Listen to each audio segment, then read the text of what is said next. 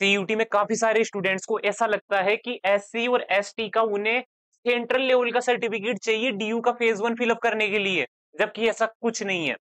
SC और ST का central level का कोई सर्टिफिकेट नहीं होता है।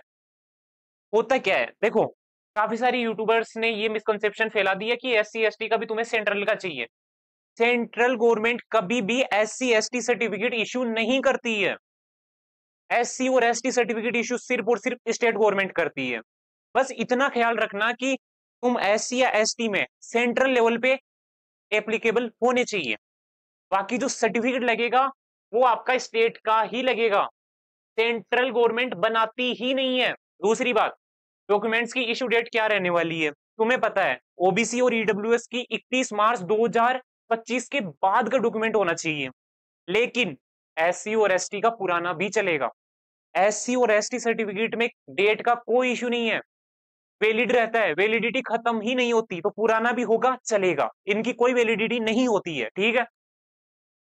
तीसरी बात, सेल्फ अटेस्ट करना है या नहीं करना। देखो, दिल्ली यूनिवर्सिटी ने 2022 और 2023 इन 2 सालों में दिल्ली यूनिवर्सिटी ने कहा कि आपके जो डॉक्यूमेंट्स है वो सेल्फ अटेस्टेड होने चाहिए, यानी उस पे आप सेल्फ अटेस्ट लिख के अपना सिग्नेचर करोगे।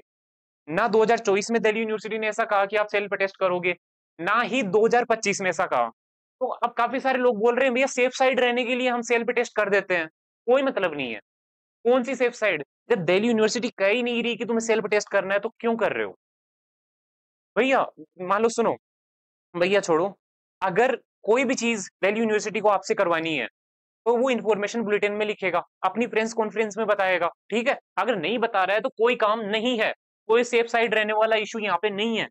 नहीं कर... वीडियो में आगे बढ़ने से पहले मैं तुम्हें एक बहुत ही बेहतरीन प्लेटफॉर्म के बारे में बताना चाहता हूँ, कॉलेज दोस्त। कॉलेज दोस्त एक ऐसा व्हाट्सएप बोट है जहां पे तुम एक सिंगल क्लिक में ये जान सकते हो, एक सिंगल मैसेज लिख के तुम जैसे सेंड करते हो उसके बाद में तुम्हें पता चल जाएगा कि तुम्हें दिल्ली यूनिवर्सिटी में कौन सी चीजों का ध्यान रखना है फेज 1 बढ़ते टाइम, कौन सी मिस्टेक्स नहीं करनी, डॉक्यूमेंट्स कौन से चाहिए होते हैं, किस लेवल के चाहिए होते हैं, सेंट्रल के स्टेट के, जो भी जरूरी बातें होती है वो उस बोर्ड पे तुम्हें पता चल जाती है एक सिंगल मैसेज भेजने पर। तो इस बोर्ड को तुम चेकआउट कर सकते हो, लिंक तुम्हें डिस्क्रिप्शन में मिल जाएगा। चौथी बात, आपका जो नाम और डीओबी इन सब में अगर मान लो डॉक्यूमेंट्स में मिसमैच रहता है, अगर आपके आधार कार्ड में मिसमैच है ना तो कोई और आइडेंटिटी प्रूफ अपलोड कर देना। मान लो आपके कैटेगरी सर्टिफिकेट में, आपके सीएससीएस में, नाम में, 10th की मार्कशीट में, इनमें डीओबी में, नेम में, किसी में भी कोई भी मिसमैच है, फादर्स नेम में, मदर्स नेम में, आपके नेम में, डीओबी में, तो क्या आपका एप्लीकेशन रिजेक्ट हो जाता है? ऐसा नहीं होता है। पहली चीज तो अगर कोई मिसमैच है तो सही करवा लो, अगर वो नहीं हो पाता है तो एफिडेविट तैयार रखो।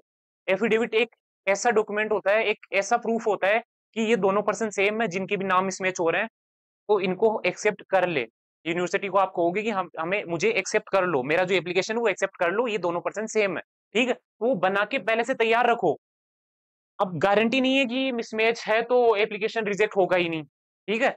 कॉलेजेस एक क्वेरी सेक्शन लाती है सीएसएस पोर्टल पे, जब भी कोई मिसमैच होता है तो दिल्ली यूनिवर्सिटी का जो भी कॉलेज तुम्हें अलॉट हुआ है वो क्वेरी सेक्शन में तुमसे पूछता है कि ये मिसमैच क्यों है, एफिडेविट अपलोड कर दो। तो वहां अपलोड करना है तो पहले से तैयार रखो बना के, क्या पता लास्ट मोमेंट पे बने या ना बने, ठीक है। हो गया, यही बातें थी। और कुछ जरूरी बताना था? नहीं बताना था। डॉक्यूमेंट से रिलेटेड अभी भी कोई डाउट आ रहा हो कमेंट सेक्शन में बता देना। यूट्यूब पे सीयूटी में डॉक्यूमेंट से रिलेटेड इतनी ज्यादा क्लियरिटी नहीं दी हुई। एससी एसटी का भी सेंट्रल का सर्टिफिकेट अपलोड करने को कह रहे हैं काफी सारे यूट्यूबर्स, ऐसा कुछ नहीं होता है।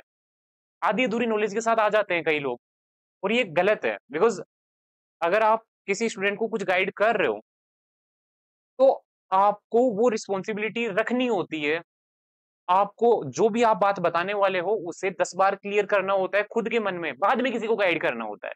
बाकी कॉलेज दोस्त को तुम चेकआउट कर सकते हो, अगर तुम्हें किसी भी डॉक्यूमेंट्स के बारे में कोई भी क्वेरी रहती है तो उस व्हाट्सएप बोर्ड पे तुम इंस्टेंट रिप्लाई पा सकते हो, लिंक तुम्हें डिस्क्रिप्शन में मिल जाएगा।